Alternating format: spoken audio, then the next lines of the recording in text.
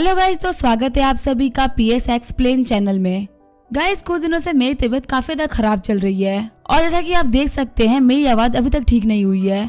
अभी भी मैं मेडिसिन लेके वीडियो बना रही हूँ, तो अगर आवाज ठीक ना आए तो उसके लिए सॉरी। और चले वीडियो स्टार्ट करते हैं। लास्ट एपिसोड में हमने देखा था टोनी स्कारलेट की बॉस से मिलके बाहर आ गया होता है। स्कारलेट टोनी से पूछती है कि तुम्हारी बॉस से बातचीत कैसे रही। टोनी बोला तुम टेंशन मत लो, जल्दी तुम्हारी सैलरी बढ़ने वाली है। तभी स्कारलेट गुस्सा करते हुए बोलती है तुम बहुत ही बड़े कमीने हो और तुम जाकिर को धोखा दे रहे हो। टोनी बोलता है आखिर मैं एक लड़की को क्यों चुनूं जबकि मैं सारी लड़कियों को चुन सकता हूँ। हम देखते हैं टोनी के जाने के बाद में स्कारलेट एकदम शॉक्ड हो गई होती है। तभी उसके पास में ऑफिस का एक बंदा आते हुए बोलता है जल्दी चलो इमरजेंसी हॉल में, हमको बॉस ने बुलाया है। आगे ऑफिस के सारे लोग इमरजेंसी हॉल में आ गए होते हैं। बॉस वहाँ पे आते हुए अनाउंसमेंट करती है कि स्कारलेट इस कंपनी की नई वाइस प्रेसिडेंट बनती है। स्कारलेट खुश होते हुए बोल रही होती है वाइस प्रेसिडेंट, लेकिन क्यों?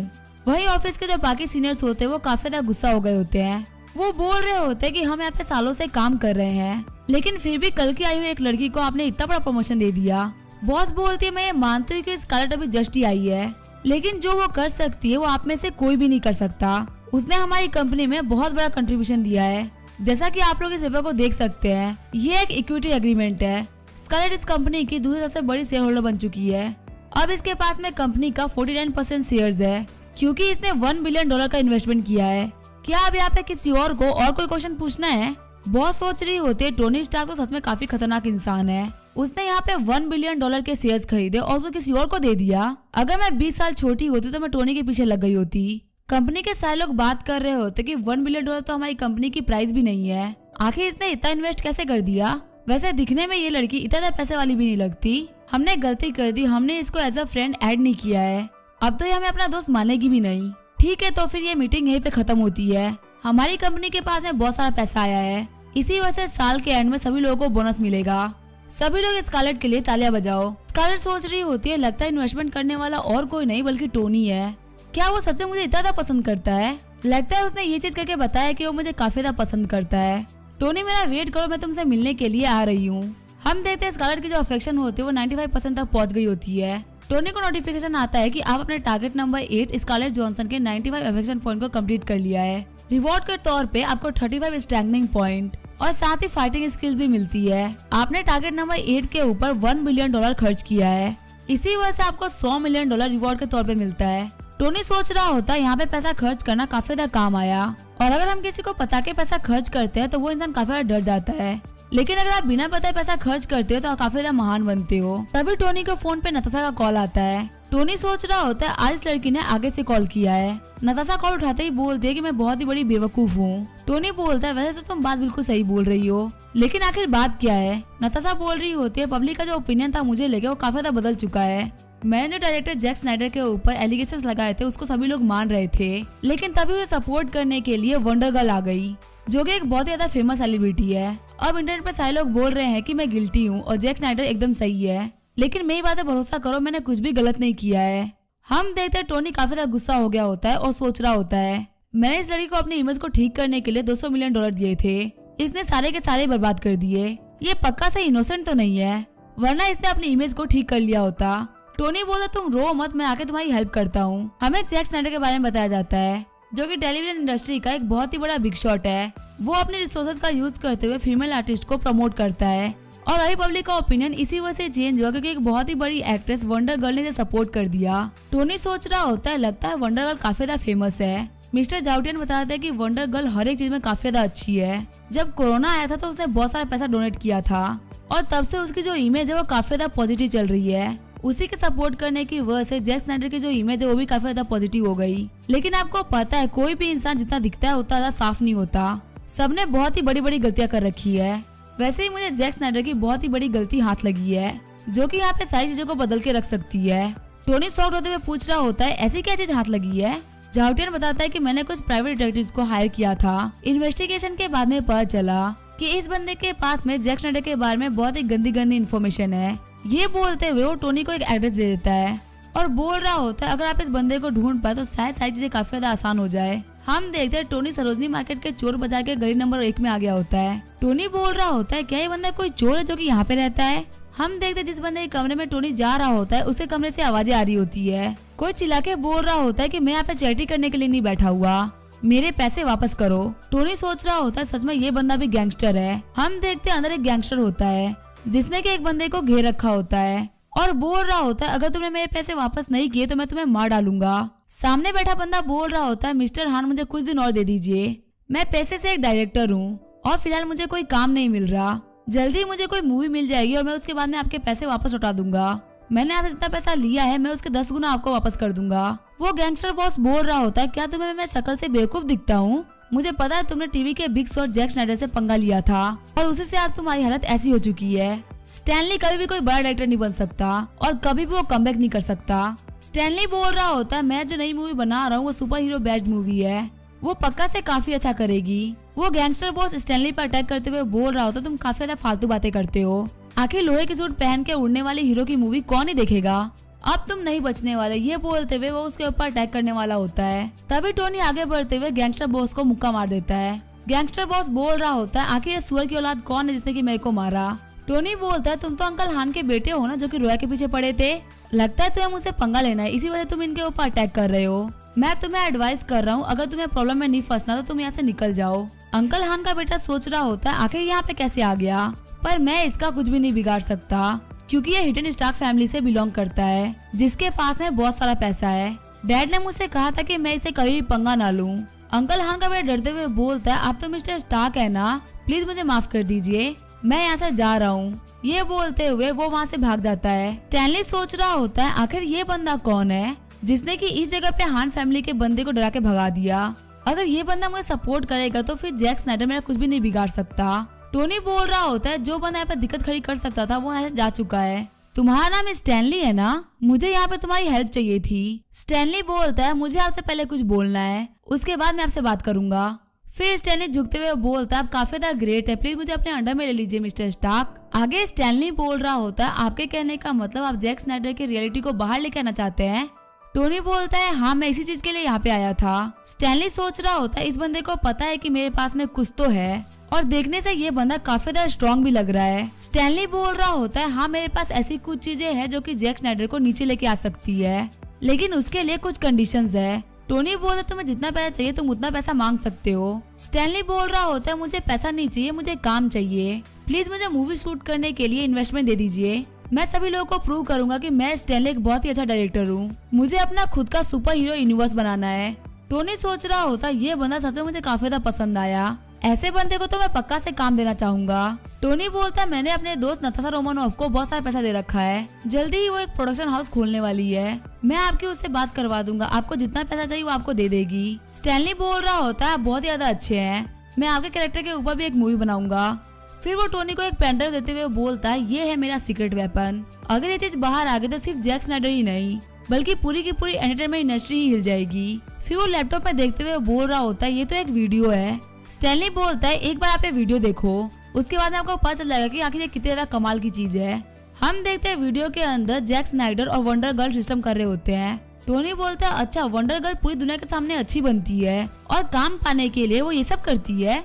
स्टैनली बोल रहा होता है अगर मैं इन चीजों को बाहर कर देता तो मैं मारा जाता, इसी वजह से मैंने इन सबूतों को अपने पास में दबा के रखा है। टोनी बोल रहा होता है आप डर क्यों रहे हैं, मैं हूं ना आपके साथ में, आप बस इतना समझ लो कि जैक स्नाइडर के साथ में जितने भी जुड़े हुए बंदे हैं वो नहीं बचने वाले। स्टैनली बोल रहा होता है अगर आप ये बात बोल रहे हो तो इसमें कोई भी दिक्कत नहीं होने वाली। सीन चेंज होता है और हम देखते हैं नताशा रोमानोफ को जो कि गुस्से में बोल रही होती है लगातार 3 दिन से सभी लोग मुझे क्रिटिसाइज कर रहे हैं, पता नहीं चीजें कब बंद होगी।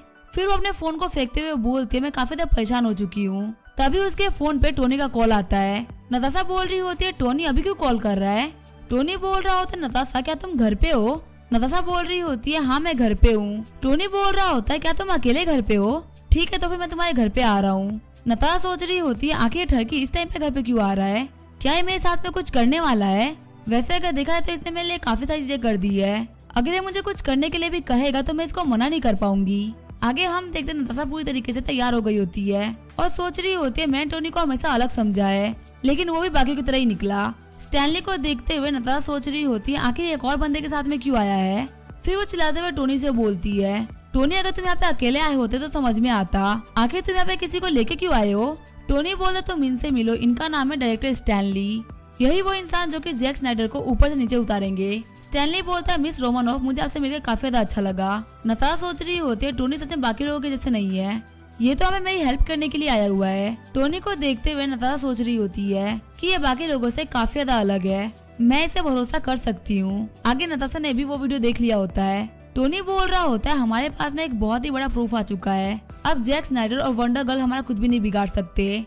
और हाँ, मैं तुम्हें प्रोडक्शन स्टार्ट करने के लिए $2 बिलियन दे रहा हूँ, इसका यूज करते हुए तुम लोग मूवी बनाओगे और उस मूवी के डायरेक्टर होंगे मिस्टर स्टैनली। टोनी सोच रहा होता है, मैं नताशा को बहुत ही बड़ा टारगेट बनाया है, प्रोडक्शन हाउस के नाम पे मैं बहुत सारा पैसा खर्च कर सकता हूँ। फिर हम देखते हैं उन लोगों ने वो वीडियो हर साइट पे अपलोड कर दी होती है। बहुत सारे रिपोर्टर ने वंडर गर्ल को घेर लिया होता है और बोल रहे होते हैं, आपके बारे में एक वीडियो बाहर निकली है, आखिर आपका डायरेक्टर जैक स्नाइडर के साथ में क्या रिश्ता है। वंडर गर्ल की मैनेजर बोल रही होती है, वो सभी झूठी न्यूज थी। कार में बैठते हुए वंडर गर्ल सोच रही होती है, आखिर वो कौन कमीना था जिसने की ये न्यूज बाहर कर दी, मैं उस वीडियो बनाने वाले को नहीं छोड़ूंगी। सीन चेंज होता है, हम देखते जैक स्नाइडर के घर पे पुलिस पहुंच गई होती है। उस टाइम में वो किसी एक्ट्रेस के साथ में सिस्टम कर रहा होता है। पुलिस ऑफिसर बोल रहा होता है, हमने सुना कि आप नए एक्ट्रेस को मोलेस्ट करते हैं और देख के ऐसा लगा कि हमें किसी प्रूफ की जरूरत भी नहीं है, यहाँ पे हमारी आंखों के सामने प्रूफ पड़ा हुआ है। ये बोलते वो जैक स्नाइडर को अरेस्ट कर लेता है। हम देखते हैं अपने प्रोडक्शन हाउस की न्यूज को देने के लिए नताशा रोमानोफ ने अपने घर पे कॉन्फ्रेंस को बुलाया होता है। नताशा बोल रही होती है, मैंने डायरेक्टर स्टैनली के साथ में मिलकर एक कंपनी बनाई है, इस कंपनी में हम लोग $2 बिलियन इन्वेस्ट कर रहे हैं, इन पैसों का यूज करते हुए हम लोग एक सुपर हीरो यूनिवर्स बनाएंगे और इस यूनिवर्स का नाम होगा स्टार्क यूनिवर्स। सारे रिपोर्टर काफी ज्यादा शॉक्ड हो गए होते हैं और बोल रहे होते हैं, ये तो एक बहुत ही बड़ी इन्वेस्टमेंट है। सीन चेंज होता है, हम देखते हैं टोनी को जो कि अपने डॉर्मेट्री में खड़ा होता है। टोनी बोल रहा होता है, ऐसा लग रहा है कि मैं कोई बॉस हूँ जो कि सारी चीजों को अपनी उंगलियों पे चला रहा है, सच बताओ तो मुझे सब करके काफी ज्यादा मजा आ रहा है। वहीं नीचे हम देखते हैं लियांग को जो कि बोल रहा होता है, टोनी स्टार्क तुम एक बहुत ही बड़े कमीने हो, तुमने मेरी रोया को मुझे चुरा लिया, मैं तुम्हें कभी भी माफ नहीं करूंगा। हम देखते हैं लियांग ने झागू को कॉल किया होता है और बोल रहा होता है, मैं लियांग हूँ, तुम्हारा क्लासमेट, मुझे तुम्हें टोनी स्टार्क की रियलिटी बतानी थी। आगे हम देखते हैं जाओकी को जो कि काफी ज्यादा गुस्से में टोनी के घर पे आ रही होती है। मैंग बोल रही होती है, जाओकी प्लीज थोड़ा धीरे चलो, क्या तुम सिर्फ एक कॉल के लिए टोनी से अपना रिश्ता तोड़ दोगी। जाओकी बोल रही होती है, लियांग ने अपनी मम्मी की कसम खाई है, वो बोल रहा था कि टोनी की बहुत सारी गर्लफ्रेंड्स है, यहाँ तक कि टोनी ने लियांग की गर्लफ्रेंड को भी अपना बना लिया है। उसकी बातें सुन के लग नहीं रहा था कि वो झूठ बोल रहा है, लेकिन हाँ ये बात तो सच है कि अगर मैं टोनी से जाके डायरेक्टली पूछूंगी तो काफी ज्यादा बुरा लगेगा, क्योंकि यहाँ पे सिर्फ मैं एक लियांग के कॉल पे विश्वास कर रही हूँ। पर अगर देखा है तो काफी दिन से टोनी ने मुझसे बात नहीं करी है, न ही वो मुझसे मिलने के लिए आया है, मैं क्या करूँ, मुझे काफी ज्यादा बुरा फील हो रहा है। मैंग बोल रही होती है, टोनी एक बहुत ही ज्यादा अमीर और आउटस्टैंडिंग इंसान है, उसको लेकर चिंता करना काफी ज्यादा वाजिब सी बात है, लेकिन टोनी को देख के लगता नहीं कि वो तुम्हें धोखा दे सकता है, वो काफी ज्यादा अच्छा इंसान लगता है। सभी बंदे बात कर रहे होते हैं, देखो वहाँ पे सीनियर स्कारलेट खड़ी है। जाकी भी स्कारलेट को देखते हुए बोल रही होती है, ये तो हमारी सीनियर स्कारलेट है।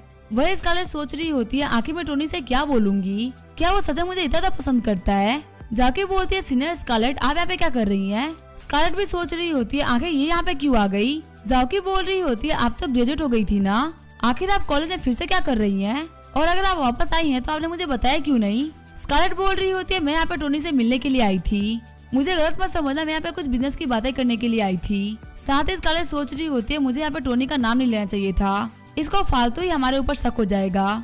जाओकी सोच रही होती है, सीनियर ने तो हमेशा टोनी से काफी ज्यादा नफरत करी है, आखिर वो इतनी चेंज कैसे हो गई। वो लोग हमें बात कर ही रहे होते तभी वहाँ पे एक बहुत ही महंगी कार आती है। हम देखते हैं उस कार से रोया उतरती है। रोया को देखते हुए सभी लोग बोल रहे होते हैं, क्या ये कोई फिल्म एक्ट्रेस है, ये तो काफी ज्यादा सुंदर है, इसके सामने तो हमारी स्कूल की ब्यूटीज कुछ भी नहीं। जाओकी और मैम बोल रही होती है, ये लड़की तो काफी ज्यादा सुंदर है, बिल्कुल किसी प्रिंसेस की तरह। वही स्कारलेट सोच रही होती है, आज यहाँ पे सब कुछ खत्म होने वाला है। रोया पे आते हुए बोलती है, क्या आप लोग टोनी को जानते हो, उसका घर कौन सा है। जाओकी बोलते है, क्या आप टोनी को ढूंढ रही हैं, आखिर आपका उससे रिलेशन क्या है। रोया बोल रही होती है, वैसे तो मुझे भी नहीं पता कि आखिर तुम्हारा और टोनी का क्या रिलेशन है। हम देखते रोया और जाओकी के बीच में टक्कर हो गई होती है। वही मैम बोल रही होती है, हम लोग कहीं पे बैठ के बात करनी चाहिए। आगे हम देखते हैं वो लोग स्टारबक्स कॉफी पीने के लिए आ गए होते हैं। रोया बोल रही होती है, यहाँ पे कोई कुछ भी नहीं बोल रहा, तो सबसे पहले मैं ही स्टार्ट करती हूँ, क्या तुम टोनी को पसंद करती हो। जाओकी बोलती है, हाँ मैं टोनी को पसंद करती हूँ, लेकिन टोनी भी मुझे उतना ही पसंद करता है। रोया बोलती है, क्या टोनी तुम्हें पसंद करता है, फालतू बातें करना बंद करो, टोनी मेरे पीछे 5 साल से है, यहाँ तक कि उसने हाई स्कूल में मेरे लिए मार भी खा रखा है, मैं मानती हूँ कि टोनी काफी ज्यादा अच्छा है, इसी वजह से तुम उसके प्यार में गिर गई होगी, पर कोई बात नहीं, तुम इस मिस्टेक को सुधार सकती हो। जाओकी गुस्सा करते हुए बोल रही होती है, मैं यहाँ पे कोई भी गलती नहीं कर रही हूँ। मैंग मैंग बोल रही होती है, तुम्हारे कहने का मतलब जाओकी तुम्हारे और टोनी के बीच में थर्ड पर्सन है। लेकिन टोनी ने जाओकी को $60 मिलियन का घर खरीद के दिया है, साथ ही $500 मिलियन का पियानो भी। अब तुम्हारा इस पे क्या कहना है? रोया एकदम शॉक्ड हो गई होती है और सोच रही होती है, लगता है टोनी वो टाइकून था जिसने की वो पियानो खरीदा था। आखिर मैं इन नॉर्मल लड़कियों से कैसे हार सकती हूँ? रोया बोलते, मुझे पता है $500 मिलियन तुम्हारे लोगों के लिए काफी ज्यादा होते होंगे, पर टोनी ने तो मुझे $2 बिलियन की एवेंजर्स टावर खरीद के दिया है। इसका मतलब टोनी मुझे ज्यादा पसंद करता है। जाओकी सोच रही होती है, क्या टोनी मुझे चीट कर रहा है? और पहले उसे जो भी कुछ बोला था क्या वो झूठ था? तभी स्कारलेट बोलती है, वैसे टोनी ने मुझे भी $1 बिलियन के शेयर्स दिए हैं। ये सुन के वहाँ पे सारी लड़कियां काफी ज्यादा गुस्से में आ गई होती हैं। जाओकी गुस्सा करते हुए बोल रही होती है, मैं भी टोनी को कॉल करके यहाँ पे बुलाती हूँ और पूछती हूँ कि आखिर वो किसके साथ में है। तभी जाओकी बोलती है, लेकिन अभी तक टोनी ने हमारे गर्लफ्रेंड और बॉयफ्रेंड के रिश्ते को ऑफिशियल नहीं किया है। रोया बोलती है, हाँ वैसे उसने मेरे साथ में भी ऑफिशियल नहीं किया। मैंग मैंग बोलती है, इसका मतलब यही है कि वो अपने रिलेशन को लेकर कंफर्म नहीं है, वो अभी अपने लिए बहुत सारी लड़कियों को देख रहा है। सच में उस कमीने का प्लान काफी ज्यादा अच्छा है। रोया गुस्से में बोल रही होती है, मैं जा रही हूँ टोनी से एक्सप्लेनेशन मांगने के लिए, मैं टोनी को किसी और के साथ में शेयर नहीं कर सकती। तभी मैंग मैंग बोलती है, सिस्टर एक सेकंड के लिए रुक जाइए, टोनी ने यहाँ पे लड़कियों की फीलिंग के साथ में खेला है, उसके पास में पैसा, इसका मतलब ये नहीं कि वो किसी के साथ में भी कुछ भी कर सकता है, हम उसे अच्छा सबक सिखाएंगे। रोया बोलती है, तुम्हारे कहने का मतलब क्या है? फिर वो चारों लड़कियां हमारे प्लान बनाने लगती हैं। मैंग मैंग बोल रही होती है, टोनी अपने पैसों का यूज करता है लड़कियों के दिल के साथ में खेलने के लिए, अगर तुम सारी लड़कियां उसके साथ में ब्रेकअप कर लेती हो तो उसका कुछ भी नहीं जाएगा, वो किसी और को ढूंढ लेगा, उसके साथ में चीट करता रहेगा। अब वक्त आ चुका है हमारा खतरनाक रिवेंज लेने का। तुम सभी लोग अभी एक्टिंग करो कि तुम्हें कुछ भी नहीं पता और उसे इतना पैसा खर्च कराओ कि वो बैंकक्रप्ट हो जाए, चाहे उसके पास में कितना ही पैसा क्यों ना हो, लेकिन वो एक ना एक दिन खत्म हो ही जाता है। रोया बोल रही होती है, अब टोनी नहीं बचने वाला। स्कारलेट बोल रही होती है, अब वो मॉन्स्टर चूहा बनने वाला है।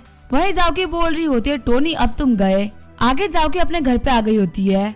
जाओकी बोल रही होती है, मैंने आज तक टोनी से आगे से कुछ भी नहीं मांगा, मुझे उससे कुछ भी मांगते हुए सही नहीं लग रहा। मैंग मैंग बोल रही होती है, वो एक बहुत ही बड़ा कमीना है, उसके ऊपर रहम खाना बिल्कुल गलत होगा। मैं जैसा बोला तुम वैसे ही बिल्कुल टोनी को मैसेज करो, अगर तुम ऐसा नहीं कर सकती तो लाओ मैं ही मैसेज कर देती हूँ। वही टोनी के फोन पे जाओकी का मैसेज आ गया होता है। मैसेज में जाओकी ने लिखा होता है कि मुझे अपना एक बिजनेस स्टार्ट करना है, मैं चाहती हूँ कि मेरी खुद की एक लाइव ब्रॉडकास्ट कंपनी हो। टोनी सोच रहा होता है, क्या जाओकी को अपनी स्ट्रीमिंग कंपनी खोलनी है?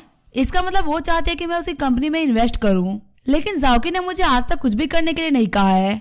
चलो मुझे क्या करना, मेरे पास में तो वैसे भी asleeltv.com पड़ा हुआ है और मैं सोच ही रहा था कि आखिर मैं उसको किसको दूं। टोनी जाओकी को मैसेज करते हुए बोल रहा होता है, मेरे पास में एक स्ट्रीमिंग कंपनी है, वो मैं तुम्हें दे दूंगा। मैंग मैंग बोल रही होती है, वो तो एक झटके में मान गया। जाओकी बोल रही होती है, हाँ इस कंपनी की कीमत कम से कम $5 मिलियन होगी।